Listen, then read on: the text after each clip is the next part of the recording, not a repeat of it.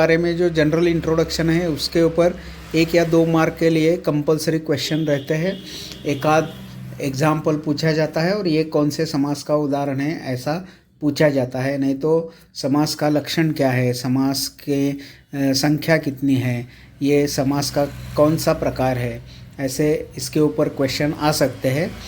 इसीलिए आज का सेशन जो है वो बेसिक इंट्रोडक्शन जो है इसके ऊपर हमने रखा है। और कल के सेशन में एसएक्यू और एलएक्यू समास के ऊपर कैसे आ सकते हैं, इस बेसिक नॉलेज से आप वो उसका आंसर कैसा लिख सकते हो, इसके ऊपर चर्चा करेंगे। तो आज सिर्फ बेसिक मैं बोल रहा हूँ। ये बेसिक सबसे इम्पोर्टेंट है एमसीक्यू के लिए और समास समझने के लिए किसको कौन सा समास बोलते हैं उसका बेसिक आइडिया आपको आना चाहिए, तो ही आप समास के ऊपर के एसएक्यू और एलएक्यू फॉलो कर सकते हैं। तो चलिए आज हम समास का इंट्रोडक्टरी पार्ट देखेंगे। तो समास यानी अंग्रेज़ी में उसको कंपाउंड्स बोलते हैं। तो समास के लिए हमारे सिलेबस में कौन कौन से पॉइंट्स है वो है आइडेंटिफाई समास, जैसे कि उसके ऊपर क्वेश्चन आ सकते हैं। विग्रह वाक्य और समास का टाइप, इसके ऊपर ये क्वेश्चन आ सकते हैं। तो संस्कृत में समास और संधि ये सबसे इम्पोर्टेंट टॉपिक है। उसमें समास क्या होता है और समास और संधि में क्या अंतर है ये हमें देखना चाहिए। संस्कृत लैंग्वेज में संधि इसका उपयोग जल्दी प्रोनाउंसिएशन करना इसके लिए ज़्यादातर होता है। तो संधि का उपयोग प्रोनाउंसिएशन के लिए, पठन के लिए किया जाता है और समास का उपयोग जो है वो संक्षेप में लिखने के लिए किया जाता है। कौन सा भी अभ्यास हमें लिखना और पढ़ना ये दो तरह से करना पड़ता है।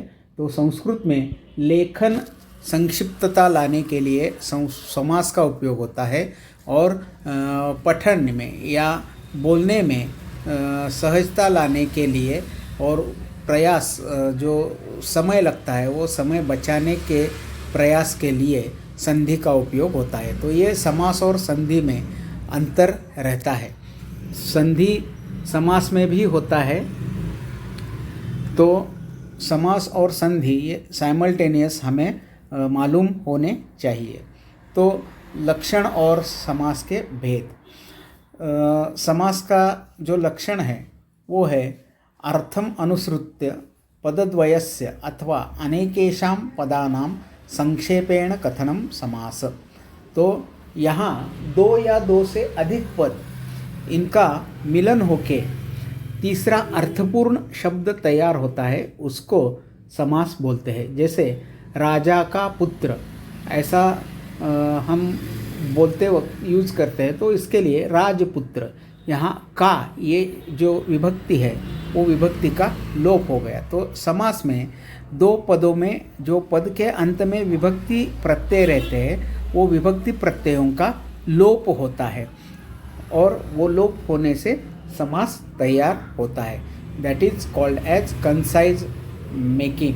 तो ये कंसाइज मेकिंग सिर्फ विभक्ति प्रत्ययों का लोप होना, इनको हम समास बोलते हैं। 2 अर्थपूर्ण शब्द से तीसरा अर्थपूर्ण शब्द होना। तो वो अर्थपूर्ण शब्द वो दोनों पद के अर्थ का भी अर्थ को भी व्यतीत कर सकते हैं या किसी अन्य पद के अर्थ को भी व्यतीत कर सकते हैं। तो उसको समास ऐसे बोलते हैं। तो समास का संस्कृत में समास में समस्त पद ऐसे बोलते हैं और वो समस्त पद पूर्व पद और उत्तर पद ऐसे मिनिमम 2 पदों से तैयार होता है। पूर्व पद में 1 ही पद रहता है और उत्तर पद में 2 से ज़्यादा पद भी रह सकते हैं। इधर समास का जो इक्वेशन दिया है, पूर्व पद किसे कहते हैं? पूर्व पद जो पहला पद रहता है उसको पूर्व पद बोलते हैं और दूसरा पद जो है वो उत्तर पद बोलते हैं। यहाँ पूर्व पद और उत्तर पद ये हमें सुनने में या देखने में कौन सा पद अर्थ के अनुसार रहता है उसके ऊपर पूर्व पद और उत्तर पद का निर्णय लेना महत्वपूर्ण रहता है। तो समस्त पद यानी दो या दो से अधिक अर्थपूर्ण पदों का एकत्रीकरण। वो अर्थपूर्ण पद उनका अर्थ ढूंढने के लिए विग्रह वाक्य तैयार करना पड़ता है।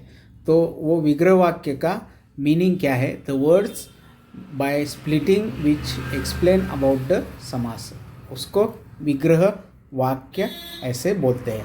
तो विग्रह वाक्य में विभक्ति प्रत्यय रहते हैं या सर्वनामवाचक शब्द या कुछ ऐसे अधिक शब्द रहेंगे जिसके ऊपर हम अर्थ की निश्चिति कर सकते हैं। तो समास से अर्थ प्राप्त करने के लिए विग्रह वाक्य की ज़रूरत रहती है। यहाँ एक सिंपल एग्जाम्पल दिया है, नीलकमलम, नीलम च तत् कमलम च, नीलकमलम।